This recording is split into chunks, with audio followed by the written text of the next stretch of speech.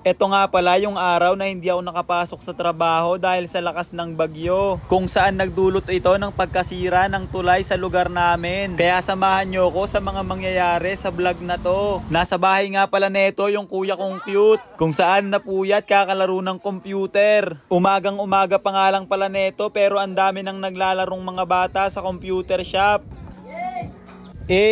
Baka Roblox party yan. Kaya sa mga gustong mag-computer dyan, pumunta na agad kayo rito sa may bahay. Nung bandang tanghali nga ay nagpahatid sa akin neto yung ate kong pato, kung saan nadaanan namin yung nasirang tulay. Mabuti na lang at mahina na yung agos neto kaya nakatawid kami. Kapag malalim pa nga to at malakas yung agos ay delikado, dahil sa isang pagkakamali mo lang ay maaari kang malusot sa butas at tangayin ng agos. At pagkahatid ko nga sa ate kong pato ay dito naman ako dumiretso sa may Jollibee, kung saan may isang follower na nakakilala kay Uncle Break. Salamat sa pagsuporta at shoutout sa'yo, idol.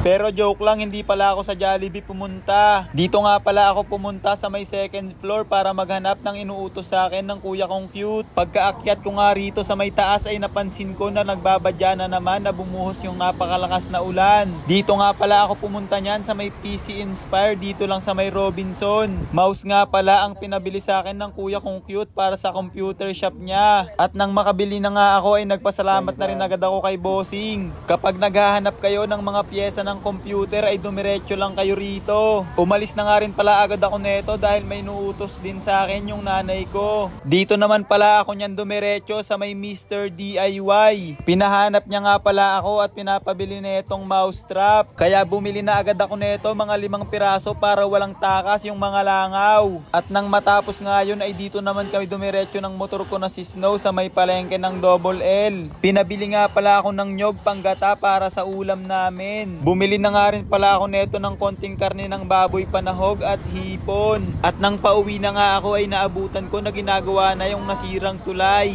Dahil nga wala nang ibang daanan kaya kailangan kong maghintay. Kaya tamang hintay na ako neto at nood sa nagtatrabahong bako. At habang nakatambay nga ako rito ay may nakakilala na naman kay Uncle Break.